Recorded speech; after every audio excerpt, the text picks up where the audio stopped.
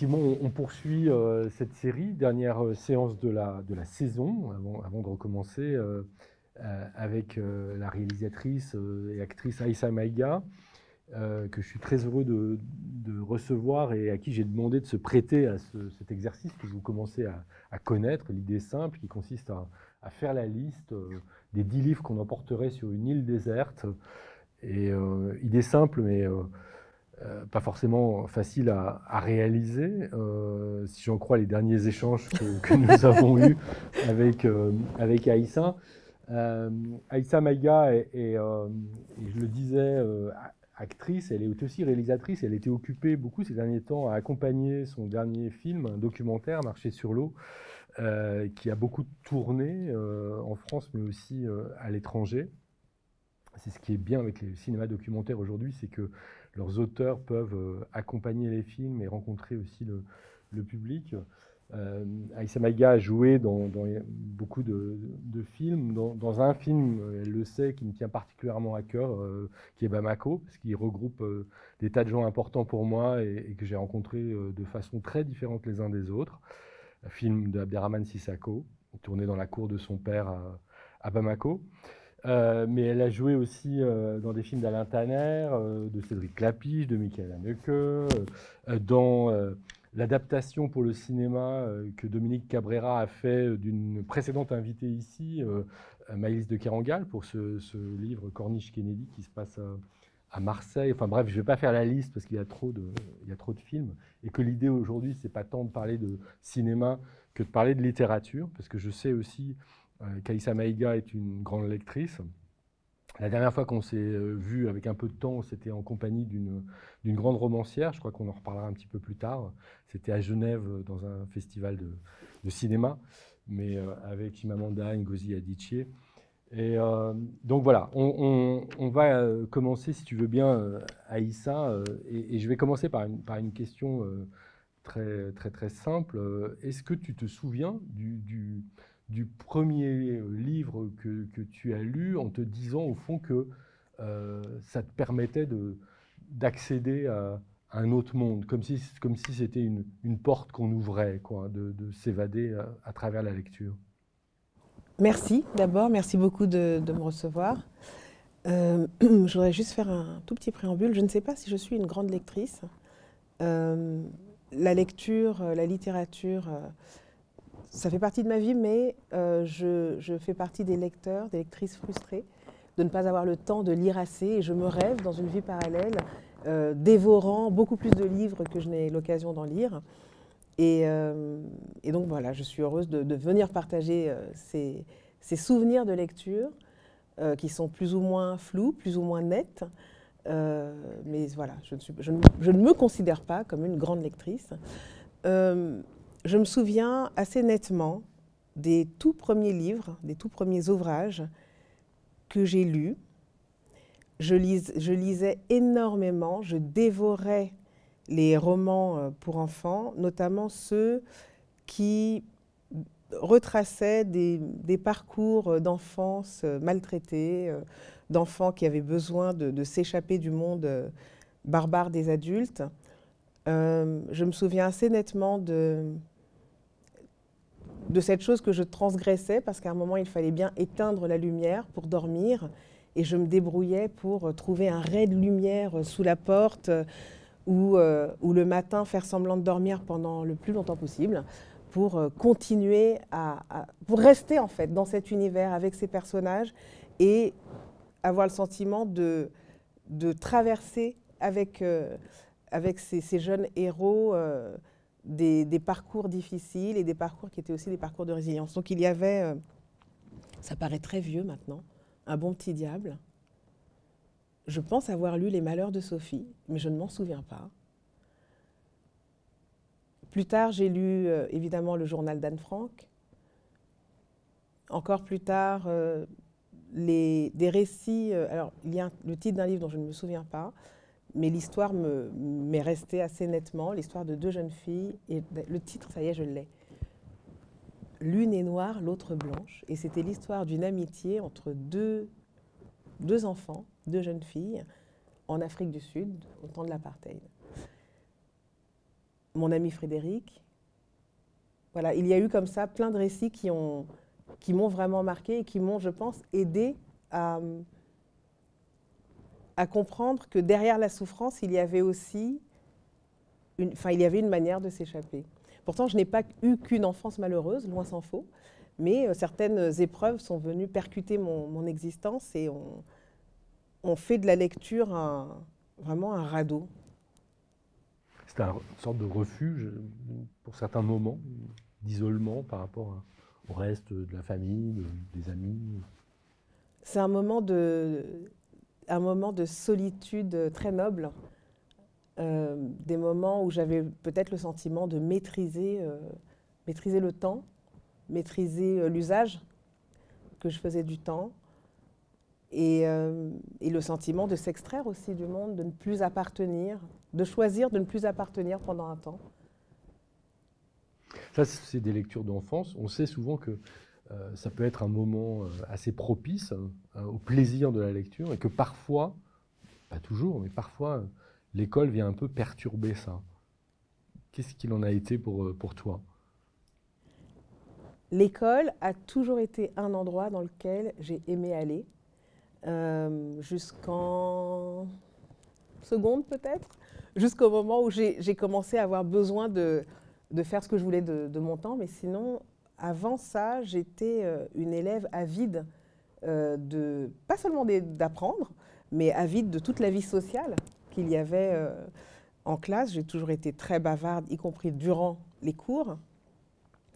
Et j'avais vraiment besoin de ce temps-là. Et l'école a vraiment joué un rôle très moteur dans mon goût pour la lecture. J'ai eu la chance d'avoir d'abord des instits qui étaient formidables et qui savaient nous emmener vers des récits. Je faisais toujours partie des clubs de lecture. Enfin, voilà, j'étais très, très enthousiaste. Et puis, il y a eu aussi les livres à la maison. J'ai grandi dans un univers où il y avait des livres, où je voyais mes parents, que ce soit mes parents biologiques ou ma tante et mon oncle qui m'ont élevée ensuite. Je les ai toujours vus lire. J'ai le souvenir quand j'étais toute petite enfant, on avait une chambre d'amis et mon père avait là tous ses livres, et notamment un livre de Mohamed Ali, comme ça, en sueur. Et le livre était vraiment posé là comme un beau livre. Il y avait aussi d'autres ouvrages avec plein d'alphabets différents et des alphabets africains que je n'ai, pour certains, pas revus, plus jamais revus. Et donc, je passais du temps à regarder ça, à déambuler. Je ne faisais pas que ça, mais les livres étaient pour moi des objets importants dans une maison. Il y a les livres qui m'étaient accessibles immédiatement, ceux qui étaient des livres peut-être plus ardus et qui ont quand même compté juste parce qu'ils étaient là, en fait. Et ils avaient une forte valeur symbolique. Des livres de photographie également, beaucoup. Sur les livres plus ardus, tu as pris du plaisir à être confronté à des choses un peu compliquées qu'on n'arrive pas à comprendre tout de suite, mais qui donnent envie de poursuivre l'effort? J'y reviendrai. Je sais qu'il y en a eu, mais là, ça ne me revient pas tout de suite. Et la lecture, c'est pas que les livres, c'est aussi les journaux. Par exemple, ton père était journaliste. J'imagine que l'information occupait une place importante. Est-ce que tu as pris cette habitude aussi de lire la presse? Alors, quand j'étais enfant, je ne savais pas bien ce que ça voulait dire journaliste, à part le fait que mon père partait souvent en mission. Donc il était, je savais, sur le continent africain, dans divers pays. Il m'en parlait finalement assez peu. Pour moi, le journalisme, c'était l'absence. Voilà. Et c'était aussi l'hyper-présence, parce que, pour plusieurs raisons. D'abord parce qu'il y avait souvent à la maison, où, quand on allait visiter les tantes et oncles, etc., souvent des débats très animés. Et j'adorais cette atmosphère alors là, pour le coup, je ne comprenais rien, mais je voyais que les adultes se creusaient les méninges pour chacun trouver l'argumentation la plus percutante possible pour remporter le morceau. Et puis parfois ça criait, et parfois il y avait des longs silences appuyés. Et c'est des moments pour moi qui étaient des moments j'étais dans un cocon, j'aimais être là, et pour mon père c'était complètement normal. Parfois j'étais seule, une enfant seule, parfois j'étais avec mes cousins, mes cousines, je m'échappais, je venais écouter, je me posais, et les mots ont les mots, leur charge, leur puissance aussi, ont toujours été là. Et ensuite, le journalisme, c'est devenu... Alors, c'était aussi... Pardon, je fais juste une petite... Parce qu'il y a des images comme ça très fortes de mon père dans la cuisine qui était ouverte sur le salon, une table en formica, blanc, et un dictaphone, pause, lecture, retour rapide, lecture, pause, le bic bleu, il écrit. Et il est dans un silence tellement intense que je sais que c'est important. Et pourtant, il est là aussi. Enfin voilà, il y avait cette chose avec l'écriture, l'audio, la transcription. Et puis ensuite, il est mort quand j'avais 8 ans. Donc il y a eu une sorte de gouffre. Et quand je suis allée à la quête de mon père activement, parce que la quête a toujours été là, au cours de l'adolescence, là, j'ai commencé à aller vers des récits qui avaient trait aux engagements. Pour comprendre pourquoi il était mort. Pour comprendre pourquoi il était mort et pourquoi il s'était battu aussi. Notamment au Burkina Faso, auprès de Thomas Sankara, dont il était très proche. Mais mon père a eu un rôle très actif dans la construction de cette révolution. Et dès qu'elle a eu lieu, finalement, il a disparu, il a été empoisonné. Tout ça est très, très mystérieux, avec un silence très épais aussi. Et aujourd'hui, j'écris sur cette histoire-là à travers un livre et un documentaire. Et l'écriture est vraiment un endroit de liberté. Je m'exprime de façon tellement plus libre en écrivant que quand je parle parce que, je ne sais pas, le rythme, tout est différent dans le rythme de la pensée. Et puis il y a quelque chose d'extrêmement charnel dans l'écriture. Ça passe vraiment par les tissus, par la chair, par le corps, les vibrations. Il y a quelque chose comme ça à la fois de très, parfois un peu abstrait et puis très charnel en même temps. Donc j'imagine que ça t'a conduit à lire, parce qu'on va le voir, la liste est surtout faite de littérature, mais à lire autre chose que de la littérature, à lire oui. De l'histoire, à lire, oui, à lire des documents. Tout à fait, comme par exemple le livre de Jean Ziegler, alors je vais avoir des trous de mémoire, c'est sûr, beaucoup, mais ça va me revenir. Ça va me revenir. Donc sur l'exploitation des masses sur la planète, le capitalisme. Alors ça, c'est des lectures un peu détournées. Je ne le lisais pas exactement pour avoir des clés de compréhension sur l'engagement de mon père, mais c'était plus une espèce de toile de fond, une sorte de mosaïque qui a finalement donné sens à l'engagement de mon père, mais pas de façon toujours directe. Alors, on en vient à cette liste qui jusqu'à il y a peu comportait un peu plus des 10 livres autorisés. Et le premier c'est un livre d'Amin Maalouf, Les Désorientés. Oui.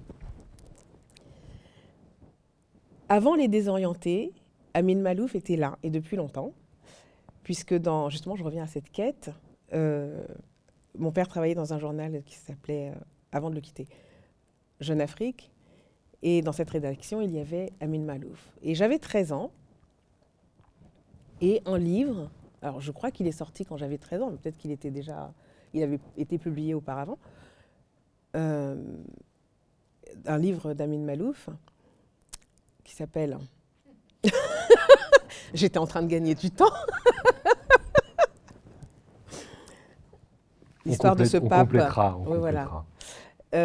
Et en fait, ce livre me tombe sous la main. Je ne crois pas être allée l'acheter. Et je le dévore parce que, pour l'unique raison que je savais que mon père et Amin Maalouf s'étaient connus. Donc, passer par la lecture de ce livre-là, c'était me rapprocher d'une rédaction dans laquelle j'étais déjà allée enfant, qui était dans le 8e, je crois.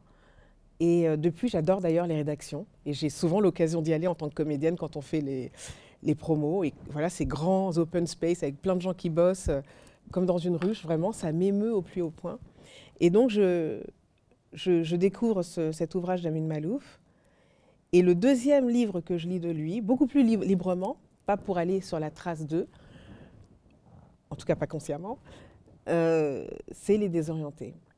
Et c'est l'histoire d'un homme qui vit à Paris, qui est d'origine syrienne ou égyptienne, je ne sais plus, qui est réveillé un matin à 5 heures, il est très tôt, il dort auprès de sa femme et il reçoit un SMS, un de ses vieux amis est mort au pays.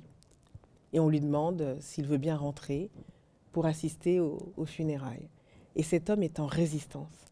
On sent qu'il a un amour pour son pays qui est très fort, qu'il a un lien avec le défunt qui est également très fort, mais que finalement, après avoir passé toute une vie aussi loin de chez lui, retourner, est devenu la chose peut-être la plus difficile. Et il n'est pas prêt à entrer en collision avec son passé, avec ses fantômes. Il n'est pas prêt non plus à entrer dans une relation d'empathie avec ce monde qu'il a quitté. Et il est bousculé comme ça, et l'image qu'il se tend lui-même est extrêmement dévalorisante. Et il va y aller.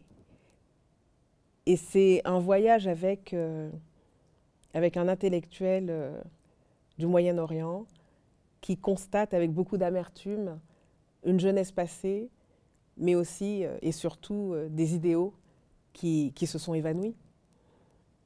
Et en même temps, il va retrouver beaucoup de choses en chemin, tout en étant en résistance. Et voilà, c'est un livre qui est vraiment en tension entre la peur et le désir de retourner sur les traces du passé. Tu disais, avant de parler des Désorientés, que tu avais lu un précédent livre de Amin Maalouf. Est-ce que c'est quelque chose que Léon l'Africain. Léon l'Africain. C'est Léon l'Africain. Vous aviez trouvé? Est-ce que c'est quelque chose que tu fais fréquemment que de suivre les auteurs? Parce que tu as lu un livre, tu vas en lire d'autres, et pas forcément les uns après les autres immédiatement, mais...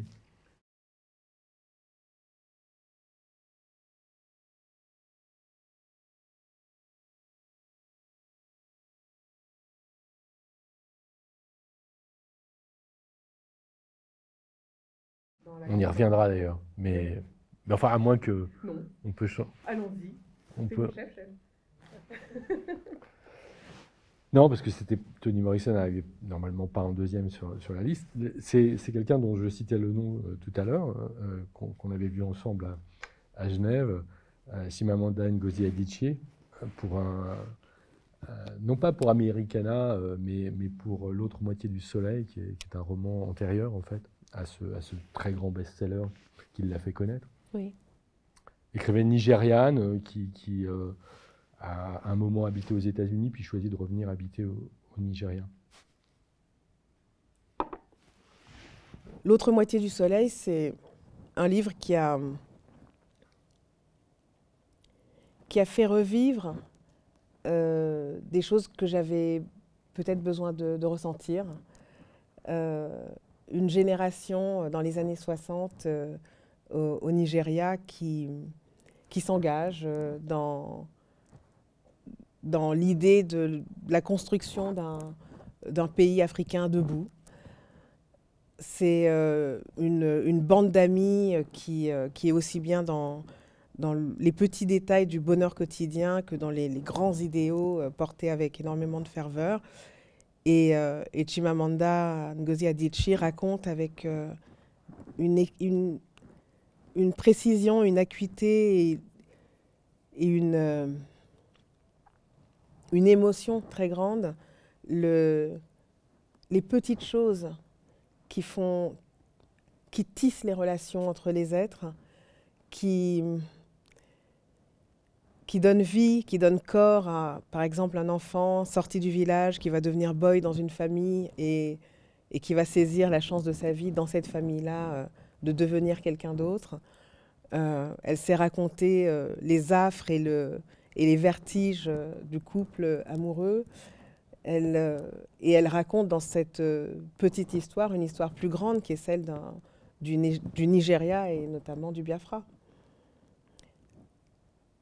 Et j'ai eu un sentiment de proximité très grande avec l'histoire, pour les raisons que j'ai racontées, hein, des raisons évidentes, de proximité très grande avec ce qu'elle racontait.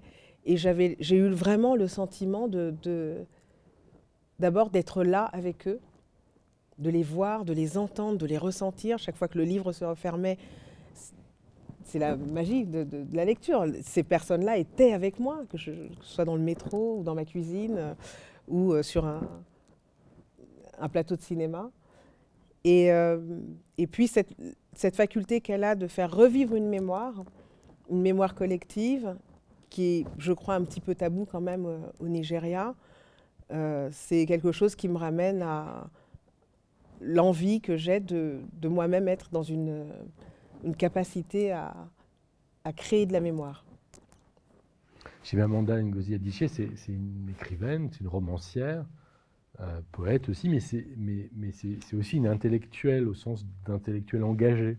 C'est quelqu'un qui peu à peu a été amené à prendre la parole à travers des textes plus brefs, manifestes féministes par exemple, qui était lu justement à Genève dans beaucoup de langues différentes, qui a eu un retentissement assez considérable.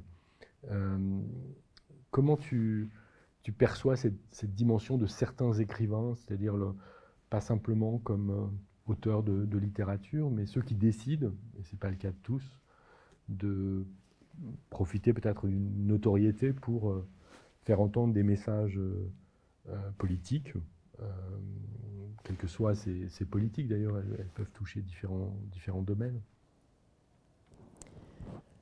Je ne sais pas si je sais répondre à cette question.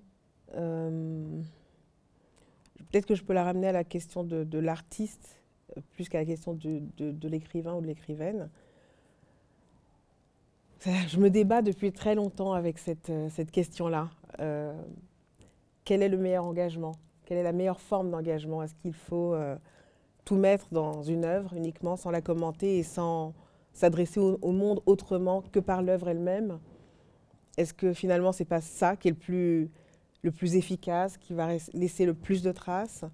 Ou alors, est-ce qu'il faut profiter de ces plateformes qu'on crée en faisant un film, en créant une œuvre, pour prendre la parole de façon peut-être plus directe aussi, plus immédiatement connectée au monde qui nous entoure? Et je dirais qu'on a besoin de ces voix-là. On en a besoin. Moi, j'ai besoin aujourd'hui d'entendre, parce qu'on est dans une période qui peut-être qu'il y en a eu beaucoup, hein, et que finalement ce qu'on vit n'est pas si original que ça, mais dans une période où il y a des tensions énormes dans voilà, dans le temps qu'on vit, des questions comme ça qui existaient mais qui étaient peu audibles, les questions liées aux minorités notamment. Peut-être que sur ces sujets-là, on a besoin que les auteurs qui sont entendus, qui sont lus, qui sont aussi respectés, participent à une forme entre guillemets, d'activisme qui permet de pousser des questions sur le devant de la scène. Je ne sais pas si ça répond en fait à ta question. Si, ça répond très bien. Et ça ne l'empêche pas par ailleurs aussi d'adresser dans des textes plus brefs des questions plus personnelles et plus intimes, puisqu'elle vient de publier un livre sur son père qui est mort pendant la pandémie de Covid. Histoire du chagrin, ou je ne sais plus comment ça s'appelle exactement. Bon, moi je me sens très connectée à cette autrice. Hein. J'ai l'impression de marcher un petit peu dans ses pas et d'avoir l'opportunité d'éclairer des zones qui restent un peu dans l'ombre. Bien que j'ai aucun mal à parler du deuil, de la perte et de la mort, tout simplement. Le rapport qu'elle a avec son père, avec son pays, avec la mémoire, avec l'engagement, tout ça fait que je me sens aidée. Ça m'aide à vivre, à traverser tout ça. Le prochain sur la liste, j'étais très heureux aussi de le découvrir sur la liste, ce troisième livre, et ce troisième nom d'auteur. C'est un auteur américain que j'ai eu la chance de rencontrer avant même qu'il publie son premier livre. Il était journaliste à l'époque au Village Voice, il était critique de télévision. C'est Colson Whitehead, qui est un immense écrivain qui n'a pas encore, sans doute en France en tout cas, la notoriété de Chimamanda Ngozi Adichie, mais ça vient. Et c'est pour un livre en particulier, c'est pas le premier qui était The Intuitionist, c'est le Underground Railroad, qui est une histoire assez incroyable de l'Amérique et de la construction, au sens propre aussi de l'Amérique du dessus et du dessous, en quelque sorte. Oui, c'est... Alors, avant Colson Whitehead, il y a Sojourner Truth. Alors, j'ai 20 ans. Je suis comédienne en France. Et puis je découvre avec stupeur, peut-être étais-je alors naïve, que la couleur de ma peau est un énorme sujet pour les personnes qui font l'industrie, les castings, les réalisateurs, réalisatrices, etc. Et puis, honnêtement, je pense qu'à l'époque, intellectuellement, je ne comprends pas. Je ne comprends pas qu'on puisse, en tout cas dans une ville comme Paris, côtoyer autant de personnes aux visages divers et rentrer dans son bureau et décréter que ces personnes-là n'ont pas le droit de faire partie de la représentation sur les écrans. Et cette incompréhension laisse bientôt la place à une forme de rage un peu sourde parce que je me sens empêchée et je me sens victime de quelque chose que la France combat, par ailleurs, de façon très officielle, qui est le racisme. Et l'autobiographie de Sojourner Truth, tout comme celle de Frederick Douglass, donc des esclaves émancipés afro-américains, m'aident d'un seul coup à m'extraire d'un moment voilà, de ma vie immédiate pour me connecter à une histoire plus grande de personnes qui ont eu des traversées terribles et qui ont été en mesure de dépasser cela et d'en faire quelque chose pour le donner au monde. Et je suis allée vers ces récits-là parce que je ne les trouvais pas en France, que le champ de la recherche universitaire n'était pas un endroit dans lequel il était facile pour les historiens de se saisir de ces sujets-là. Et du coup, la littérature américaine était quasiment la seule qui pouvait m'aider à retracer le fil d'une histoire des Noirs dans le monde occidental. Il y a eu d'autres ouvrages, comme Du Noir au Nègre de Sylvie Chalaï, qui est une historienne française, et qui a retracé la présence des Noirs dans le théâtre français de 1550 à 1960. Bon, il y a eu d'autres ouvrages, mais j'ai eu vraiment besoin de recoller certains morceaux d'une histoire qui ne m'avait pas été enseignée et qu'il me paraissait absolument indispensable de comprendre pour ne pas devenir victime de mon propre ressenti, de ma propre colère en France. Et c'était il y a 25 ans, 27 ans, 26 ans. C'est pareil. Et Colson Whitehead, quand je découvre son roman, c'était il y a peut-être 4 ans, 5 ans, je ne sais plus, d'un seul coup, il me ramène à ses premières lectures. Et en même temps, il a la puissance d'un écrivain qui arrive à ramener chaque pan de cette histoire lointaine dans le temps, dans ce qu'on vit, dans les enjeux qu'on traverse dans beaucoup de pays occidentaux qui sont d'anciens pays coloniaux.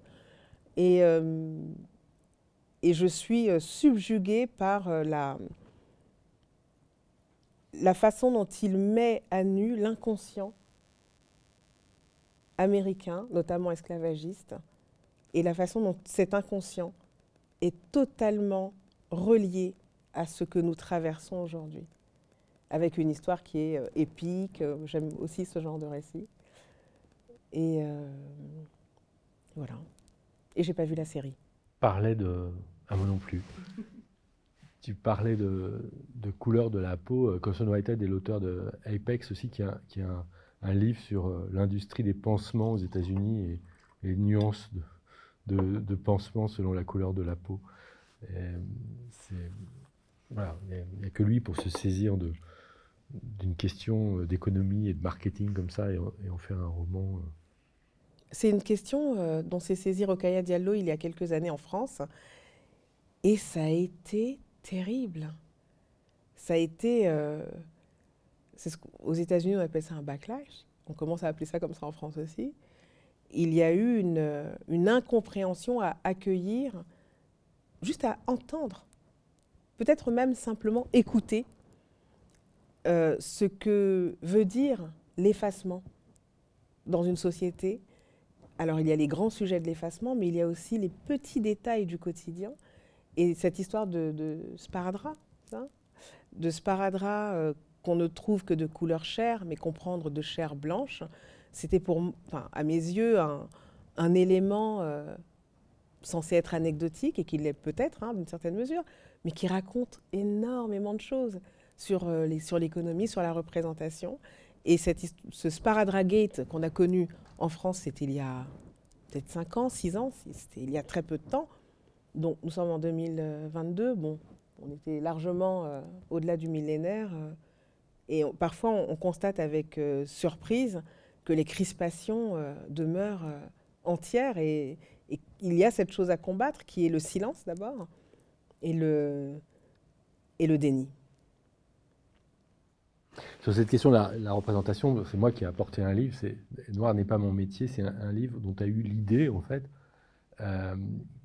L'idée qui consistait à réunir des comédiennes, des actrices noires pour poser cette question dont tu parlais tout à l'heure, c'est-à-dire mais pourquoi il y a des gens dans des bureaux qui font que dans les castings, on rende impossible la présence à l'écran de ces femmes comme d'hommes noirs, pourquoi certains rôles leur sont interdits.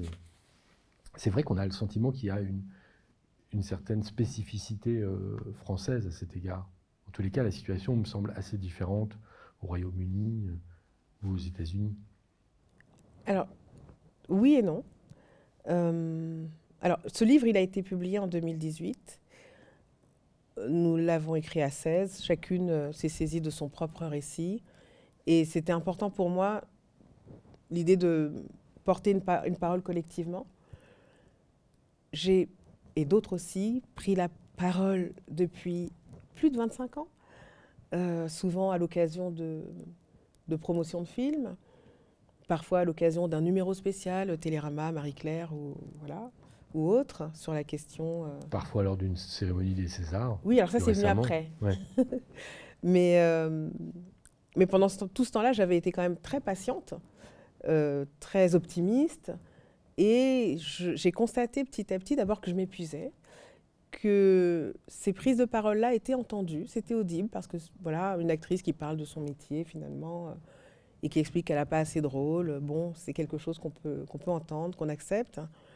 Et pour autant, rien ne bougeait véritablement. Je n'ai pas constaté de prise de position collective dans le métier pour un moment changer la donne et ouvrir et permettre que les opportunités soient accessibles à toutes, à tous, pas simplement devant la caméra, mais aussi derrière la caméra, et aussi et surtout dans les endroits de décision, des endroits de pouvoir.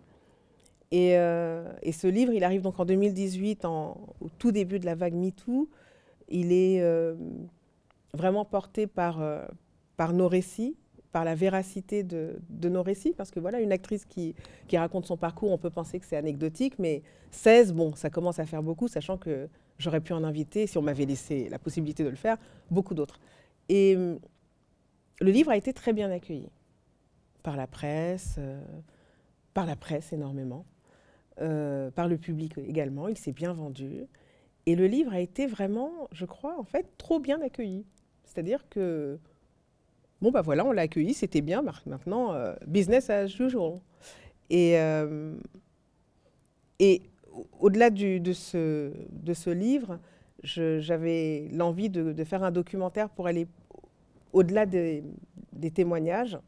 Et donc, c'est un documentaire que j'ai co-réalisé avec Isabelle Simeoni. Et nous sommes allés aux États-Unis, au Brésil, et en France, évidemment, pour interroger l'industrie, des gens qui sont devant la caméra, derrière, des gens qui prennent des décisions parfois.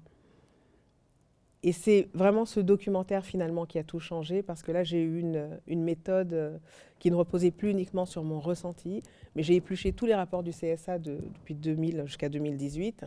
Et là, enfin c'est pas simplement ces rapports, ça déjà c'était édifiant, mais aussi certaines discussions avec certaines personnes qui ont fait partie du CSA, comme Memona Interman, qui a raconté concrètement quelles étaient les résistances qu'elle avait rencontrées dans un endroit dans lequel elle était supposée être en position totalement favorable pour faire bouger les choses, pour plus d'égalité.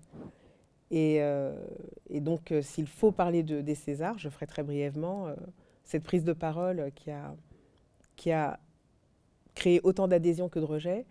Elle est le fruit d'un long cheminement, de plus de 25 ans de patience, et d'un constat assez amer qui est qu'il n'y a pas de volonté, qu'il y a une volonté politique parfois, que ça n'avance pas. Ce n'est pas le problème simplement d'une volonté politique qui n'existe pas, c'est qu'il y a de vraies résistances et que ces résistances parfois s'organisent pour que le changement n'ait pas lieu. Et cette question de la représentation, elle ne concerne pas que les métiers à proprement parler de la représentation, où les acteurs sont là pour incarner des personnages et donc, par définition, a priori, toute la diversité d'une société, des classes sociales, des âges, etc., des genres. Mais elle concerne aussi des métiers plus répandus et auxquels on est confronté depuis toujours, depuis l'enfance. Je pense à ça parce que je pense à l'école, évidemment, et que j'ai été en fait assez ému d'apprendre la nomination de Pape Ndiaye comme ministre de l'Éducation nationale, parce que je me suis fait la réflexion que pour des enfants noirs en France, les références, ils pouvaient faire toute leur scolarité de la maternelle à la terminale sans avoir eu un seul prof noir. C'est assez fréquent, en fait, étrangement, dans ce pays. Je pense que c'est beaucoup moins le cas en Grande-Bretagne. Les seules références de personnes noires à l'école, c'est les cantinières et les ATSEM. Et là, tout d'un coup, il y a le ministre de l'Éducation nationale. Alors peut-être c'est pas grand-chose, et en même temps, je pense que c'est quand même quelque chose de très important. Je ne sais pas ce que toi tu en penses. Alors, j'ai envie de parler du test des poupées qui a été fait dans les années 60 aux États-Unis, dans lequel les enfants noirs étaient mis face à une poupée blanche et face à une poupée noire, et on leur demandait quelle était la poupée qui était belle, celle qu'ils aimaient, et systématiquement, les enfants allaient vers la poupée blanche, parce qu'ils ne pouvaient pas envisager qu'une poupée à la peau noire, avec une peau qui leur ressemble, puisse être perçue comme quelque chose de positif. Ce test a été refait en France il y a 1 an et demi, dans un documentaire qui est passé sur France Télévisions à heure de grande écoute, avec des enfants noirs français aujourd'hui, qui ont quasiment tous eu la même réaction de rejet de soi. Donc cette question de la représentation, effectivement, elle est extrêmement importante dans la construction. L'idée, ça n'est pas de faire du Benetton et juste de faire du ripollinage comme ça, sans vouloir citer personne. Mais c'est vraiment d'offrir un miroir à cette société qui soit le miroir de la réalité. Donc moi, je ne demande pas qu'on donne uniquement des rôles positifs aux personnes non blanches, c'est pas le problème. Moi, honnêtement, jouer des rôles de méchante, ça me plaît. Mais le problème, c'est le systématisme avec lequel on assigne certains êtres en fonction de la couleur de leur peau dans des rôles à caractère négatif. Et effectivement, quand il y a quelqu'un comme Pape Ndiaye ou d'autres personnes, ça fait du bien. Et en même temps, je me méfie toujours de l'exception. Je fais partie des exceptions. Je ne me pense pas exceptionnelle, mais je fais partie des exceptions dans un milieu dans lequel les personnes non blanches n'avaient quasiment aucune opportunité. Je ne sais pas par quel miracle j'ai réussi à avoir un parcours avec des vrais rôles, etc. Mais finalement, l'exception ne règle rien. Nous, ce qu'on demande, ce dont on a... Et quand je dis nous, ce n'est pas les Noirs et les Arabes. Ce sont les gens qui adhèrent à une certaine idée de ce que c'est que composer un pays ensemble. J'ai perdu le fil de ma pensée. Je crois qu'on l'a compris. Parfaitement compris, voilà. Et suivi. On change d'univers complètement. Stig Dagerman. Oui. Stig Dagerman. Alors, notre besoin de consolation est impossible à rassasier. il me semble qu'on m'a offert ce livre, mais je ne sais plus qui. Alors si la personne se reconnaît, je veux bien qu'elle se dénonce. Ce livre m'a absolument hypnotisée. D'abord parce que je pense que j'étais dans un énorme moment de désespoir. Pour beaucoup de raisons, évidemment, que je ne vais pas exposer ici, mais cette façon dont j'ai toujours été hantée par la mort,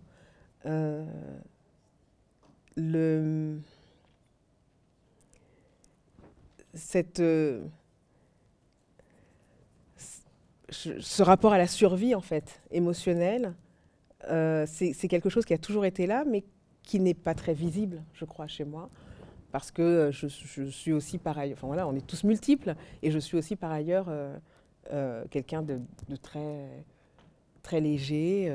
J'aime lire des conneries, et voilà, j'aime aussi les aspects très, très positifs et simples de la vie. Mais il y a cet endroit de moi qui s'est reconnu dans ce que Stig Dagerman décrit dans ce livre. Alors, je pense qu'il est plus désespéré que moi. La suite de sa vie l'aura montré.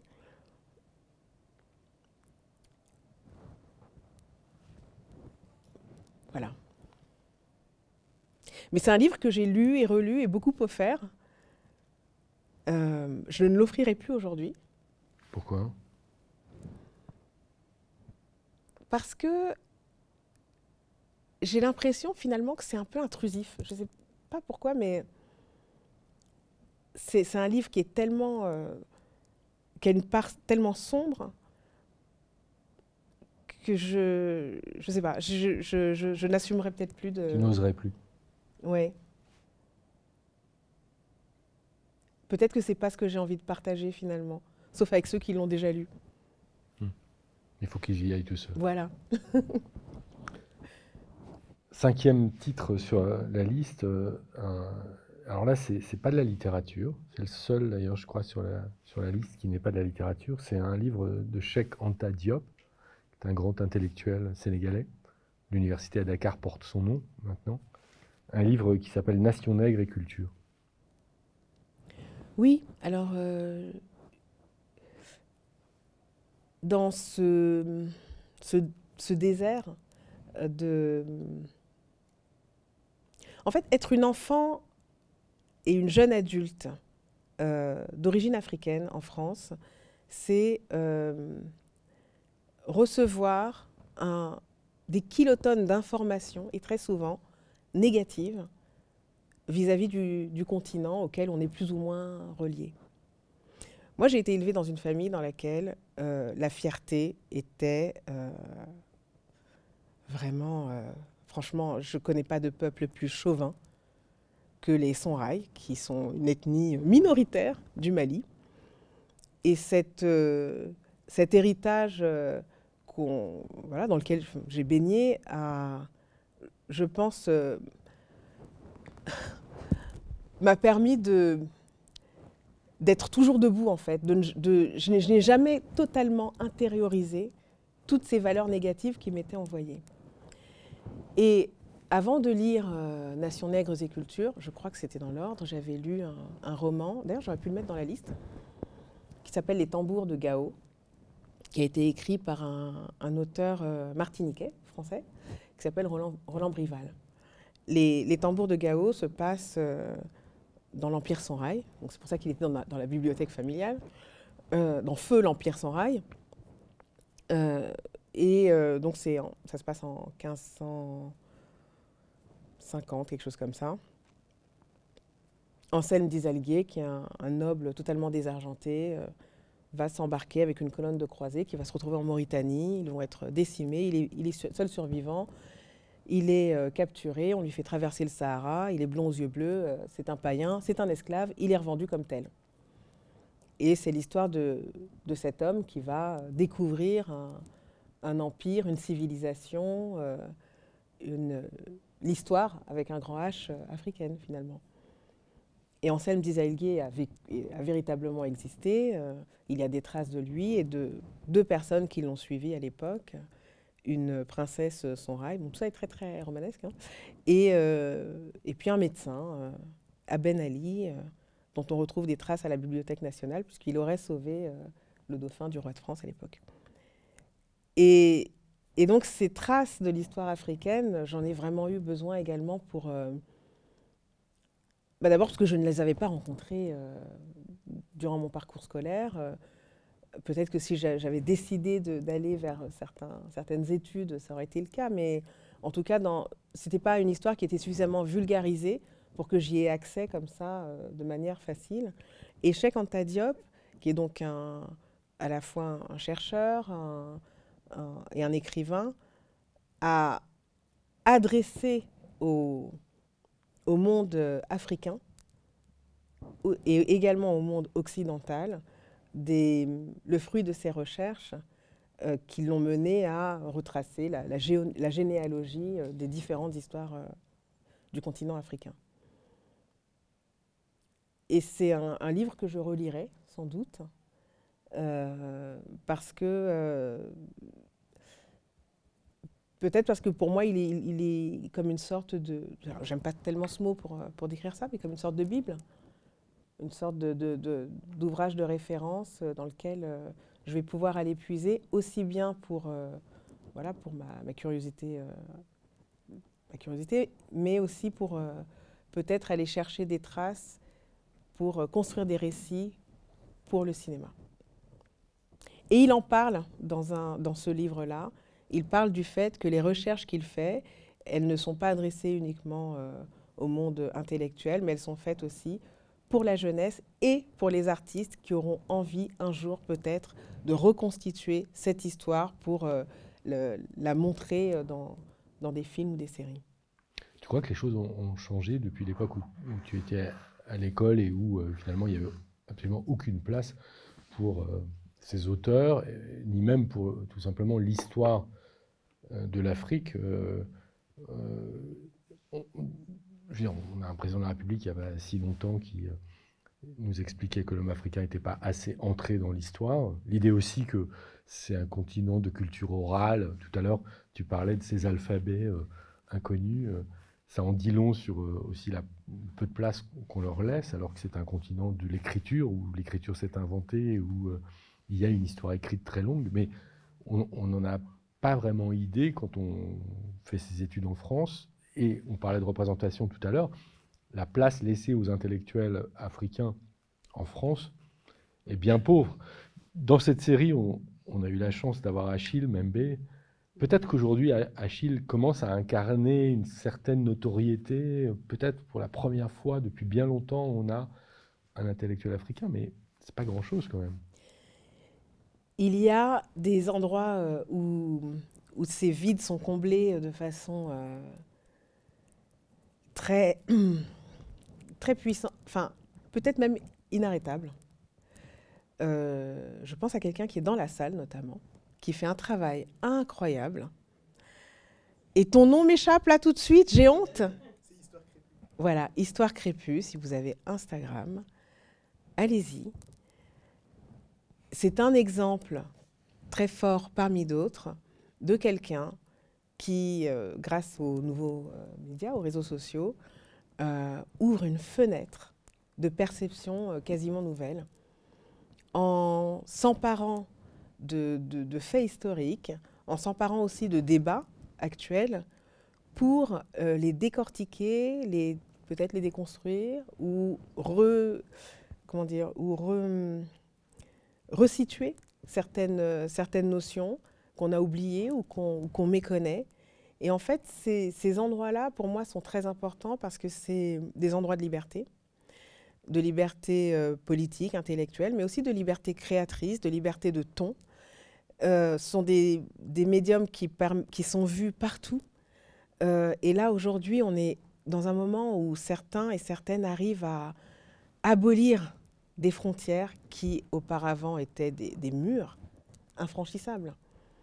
Et je crois qu'il y a dans ces endroits-là des gens qui vont vraiment créer des œuvres faites d'images, mais aussi d'écrits. Et on va avoir des surprises parce qu'on ne les voit pas venir. Le livre suivant, tu as dit un mot de l'auteur tout à l'heure, visiblement c'est une autrice qui t'accompagne depuis longtemps et il a fallu choisir un livre, c'est Sula, et l'autrice c'est Toni Morrison. Oui, Sula, je l'ai choisi parce que, alors j'avais pas choisi de le lire. C'est une jeune femme qui s'appelle Maimouna Coulibaly qui, lorsqu'on avait 20 ans, m'a appelée en me disant « Écoute, j'adapte un livre de Toni Morrison pour le théâtre et je voudrais que tu joues le rôle de Sula. » Ok, super. Je dévore ce bouquin et le livre est indissociable évidemment de l'aventure théâtrale. On a fait ça avec rien. Et Maimouna était habitée par une vision et le besoin de raconter l'histoire de ces deux jeunes filles, deux enfants, qui sont élevés dans le même quartier et qui vont s'inventer un monde pour échapper au leur. Et l'une d'elles va partir, faire sa vie ailleurs. Et lorsqu'elle revient, évidemment, c'est l'occasion de revisiter tous les parcours que les uns ont eus ou pas, les empêchements, ceux qui ont les mains sales, ceux qui ont choisi de se taire ou qui ont sombré dans la folie. Enfin, c'est évidemment, comme souvent avec Toni Morrison, le portrait d'une société, souvent à travers la question des femmes, parce que c'est au carrefour de beaucoup de sujets. Et du coup, j'ai une tendresse particulière pour ce livre que j'ai plus joué que lu. Et ça t'a pas empêché de lire d'autres romans de Toni Morrison? Tout à fait. Et j'ai eu la chance de la rencontrer quand elle est venue à Paris. Alors elle est venue recevoir une médaille importante, peut-être pas la Légion d'honneur, mais... Si, je crois. C'était ça? Mais aux États-Unis, elle a eu la médaille Medal of America. Qui est le Graal? Elle l'a eu dans le même groupe, parce qu'il y avait 10 personnes, oui. C'est Barack Obama qui lui a remis. Elle m'a fait le récit de cette remise et elle était avec John Glenn, l'astronaute, et avec Bob Dylan. C'est magnifique. Et elle n'en revenait pas elle-même, en fait, de ce moment. Et j'ai été prévenue par accident, à la dernière minute de sa venue. Et quand elle est sortie de la salle, j'étais avec mon fils, le cadet, qui avait à l'époque peut-être 6 ans. Et elle s'est arrêtée longtemps pour lui parler. Elle voulait parler à cet enfant-là, peut-être parce que c'était le seul, mais aussi parce qu'il avait des dreadlocks et qu'elle lui a parlé des cheveux. Et ça a été un échange entre... Dreadlocks qu'elle portait souvent elle aussi. Pardon? Qu'elle portait souvent elle aussi. Des dreadlocks. Et c'est vrai que j'ai été étonnée quand je suis venue de voir le peu de personnes afrodescendantes dans la salle. Et ça, je me suis dit que c'était un problème, que la salle ne soit pas plus mélangée, que ce soit réservé à une élite, parce qu'une autrice comme elle mérite d'être rencontrée même par des gens qui ne l'ont pas lu, peut-être même dans des quartiers dans lesquels les enfants n'ont aucune idée de qui est Toni Morrison. Et là, je me suis dit qu'il y avait un manque, et que ce manque, j'en étais autant responsable que les personnes qui avaient organisé cette rencontre. C'est une responsabilité un peu théorique, parce que pour le coup, j'étais au courant au dernier moment, j'aurais rien eu le temps de préparer, mais en réalité, je ne sais pas si moi-même j'aurais eu le réflexe, dans le contexte dans lequel j'évolue, de créer ce moment-là de rencontre avec des publics un peu plus diversifiés. C'est dire si finalement on finit aussi, tout en restant dans une capacité de révolte, par absorber une forme d'immobilisme sur ces questions-là. Et ce moment-là m'a vraiment... je pense que de façon un peu sourde, il participe de l'écriture de ce livre, par exemple. Parce que je pense qu'on a une responsabilité, nous ne sommes pas que des êtres qui subissons, on a une responsabilité qui est multiple, qui est de dire les choses, même si parfois elles sont dures à entendre et même à assumer quand on les dit, et à créer notre mémoire. Et la création de la fabrique de cette mémoire-là, elle passe aussi par le fait de se saisir de moments pour qu'ils deviennent autre chose qu'un simple moment, mais un repère. On parlait tout à l'heure de Bamako, des tambours de Gao, et maintenant c'est à Ségou qu'on va. On continue la visite du Mali, et cette fois avec Marie Scondé. Ségou est un livre qui était dans la bibliothèque familiale, que j'ai regardé depuis, je pense que la première fois que je l'ai vu, je devais avoir 10 ans. Et puis quand je l'ai lu, je devais en avoir 14. Donc voilà, il y a des objets.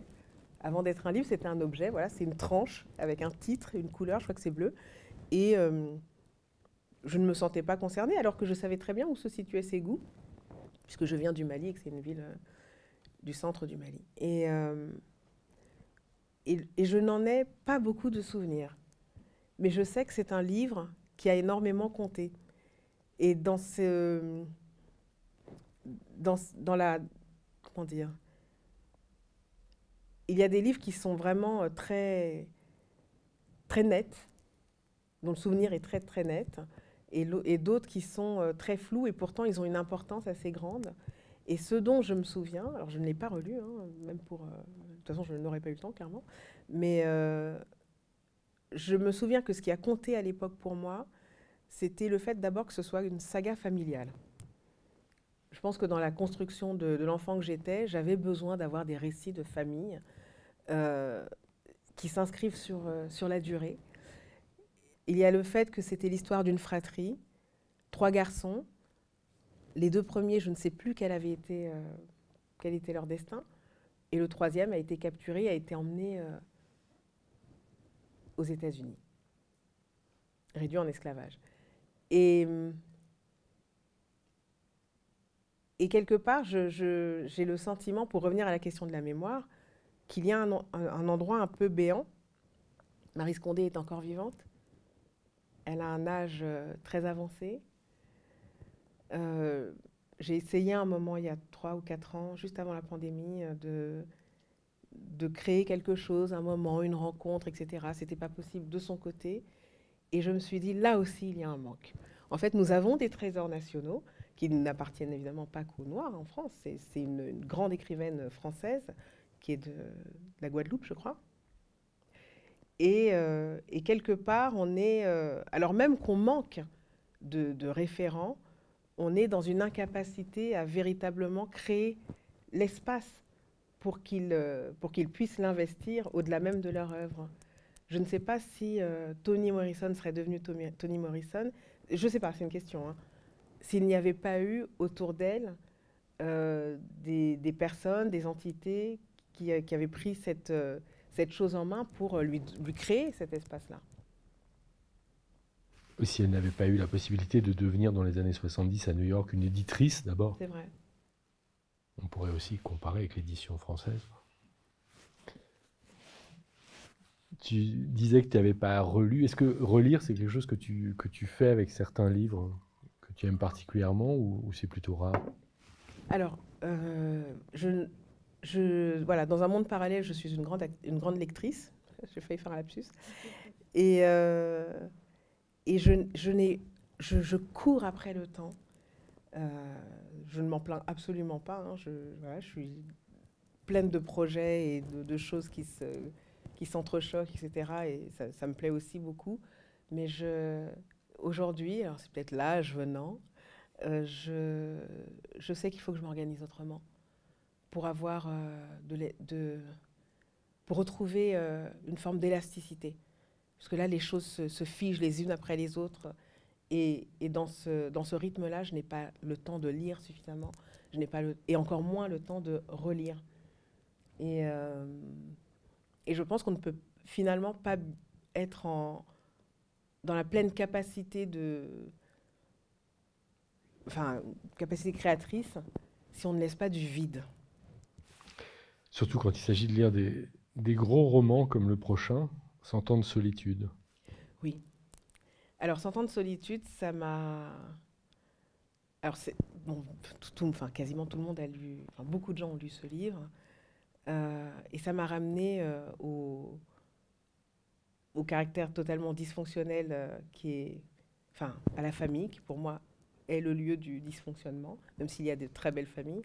Et ça m'a ramené au continent africain,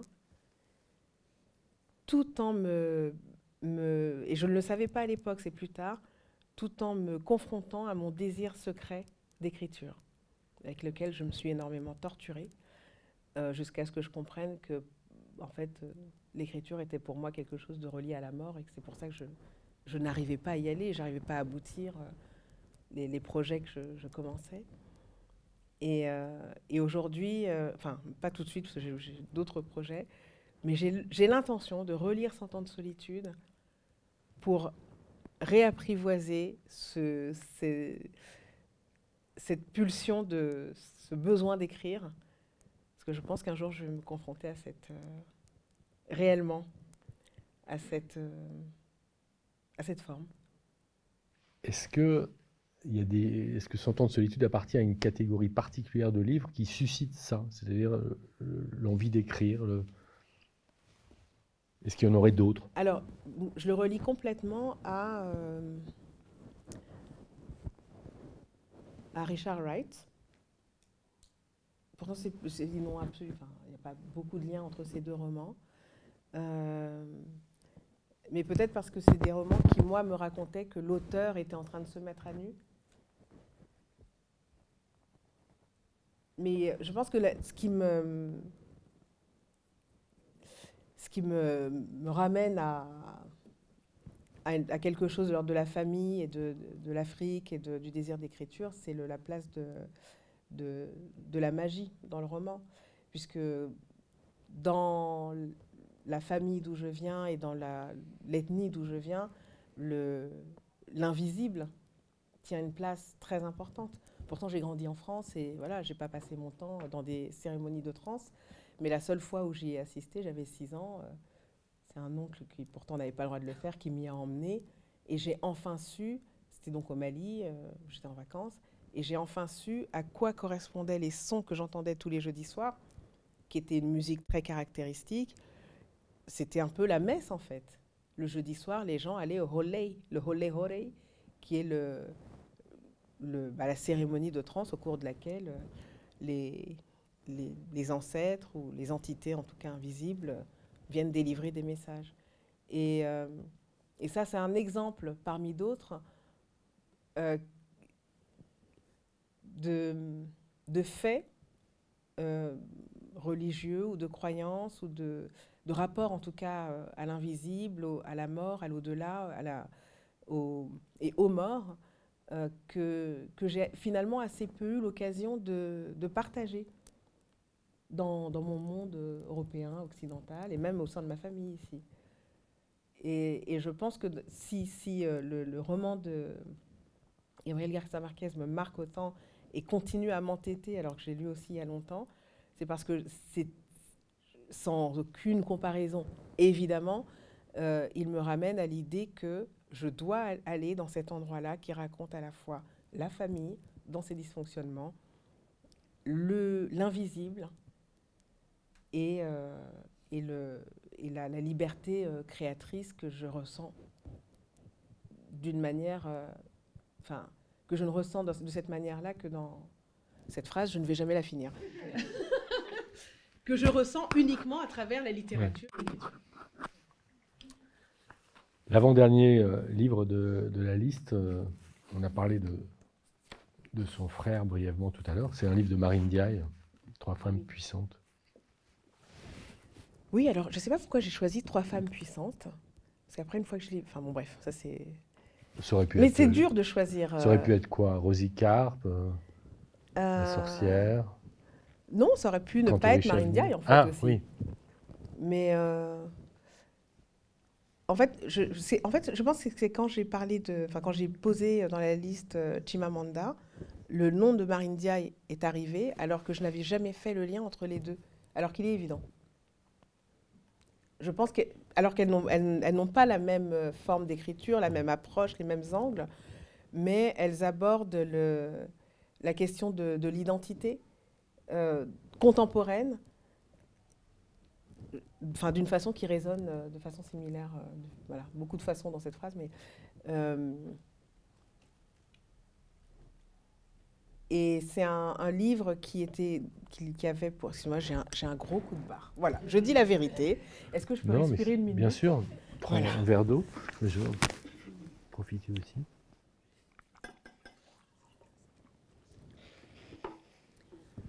Merci.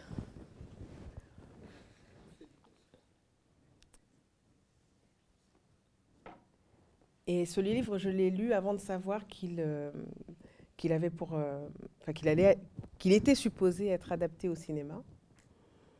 Je l'ai dévoré et je l'ai trouvé absolument hypnotisant dans la façon dont il croise les récits de ces trois femmes qui essayent de s'en sortir dans le monde en tant que femmes d'abord. Et ensuite, il y a eu ce projet de film qui ne s'est finalement pas fait et dans lequel je devais interpréter ces trois rôles en un.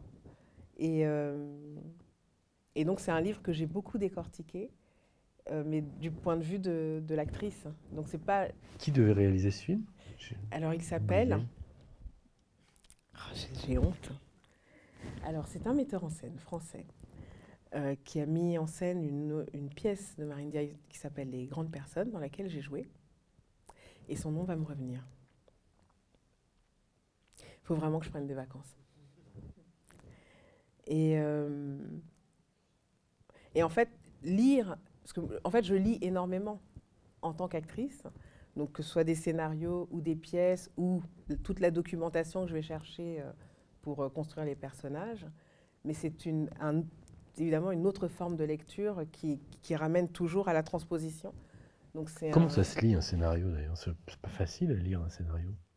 Alors moi, je dois essayer de m'empêcher d'avoir trop d'images, parce que c'est une déformation professionnelle, ça se transpose directement. Un scénario, enfin moi j'essaie de les lire de façon neutre, en essayant de déceler au-delà de l'histoire. Donc c'est pas neutre du tout en fait. En essayant de déceler au-delà du récit et au-delà de sa construction, quelle est la chose ou quelles sont les choses qui relèvent de l'obsession chez la personne qui écrit. Parce que souvent, même quand les scénarios sont très clairs, il y a des clés à trouver et parfois elles sont logées dans un tout petit endroit sur lequel on passe voilà, sans prêter attention. Et pour le coup, les scénarios, je les lis et je les relis au fur et à mesure de l'élaboration du projet. Pendant le tournage également, je retourne. Voilà. C'est des objets qui sont à la fois insuffisants en termes littéraires. C'est très rare de lire un scénario qui, d'un point de vue littéraire, est abouti. Et parfois même, la pauvreté littéraire n'opère pas comme un masque sur des problèmes qu'on rencontre plus tard sur le tournage. Mais ça se lit de manière presque détachée, en fait. Comme réalisatrice, cette fois, tu t'imagines un jour adapter un roman au cinéma? J'ai fait un important travail d'adaptation du roman de Roland Brival, Les tambours de Gao. Et c'est un travail qui m'a passionnée, d'abord parce que je me suis reposée sur le livre lui-même et que j'ai voulu développer et aller au-delà du livre, puisqu'à la fin du livre, les personnages se retrouvent à Tanger, ils essayent de regarder par-delà la mer. Et donc j'ai plongé dans cette France de la guerre de 100 ans pour essayer de le resituer. Voilà. Mais c'était à l'époque où je me torturais beaucoup avec l'écriture, donc je ne pouvais pas finir. Et pourtant, le projet a failli aboutir, parce qu'il avait rencontré l'intérêt de Martin Scorsese. Et j'ai eu 4 ans d'échanges avec lui autour de l'adaptation de ce livre. Et il espérait beaucoup du côté français. Et en France, on me prenait pour une mythomane quand je disais que Martin Scorsese était très intéressé par ce projet. C'est l'époque où il produisait cette série de documentaires sur les sources de la musique au oui, Mali. Il avait déjà produit ce documentaire très beau. Alors le dernier auteur, il a été adapté il y a peu par l'un de ceux qui t'a précédé à cette place dans cette série, Arnaud Desplechin. Cet auteur, c'est Philippe Roth. Et le livre que tu as choisi pour terminer, c'est La Contre-vie. Oui, La Contre-vie, je voulais en parler simplement pour une chose, c'est sa construction en miroir. À l'époque où je l'ai lu, alors je pense que je l'ai lu peut-être un peu trop tôt, j'ai eu comme l'impression de regarder par le trou de la serrure et de voir quelque chose que je n'avais pas le droit de regarder. Un monde adulte un peu trop élaboré pour la lectrice que j'étais. Et en même temps, j'étais fascinée par la complexité de la psyché de ces personnages. Et, et la construction à miroir m'a raconté une chose, c'est que tout est permis en littérature et qu'on peut se permettre toutes les transgressions du point de vue formel et que parfois c'est même la forme qui permet d'aller vers, de révéler le fond d'une histoire et le fond des personnages. Merci beaucoup, Aïssa Maïga.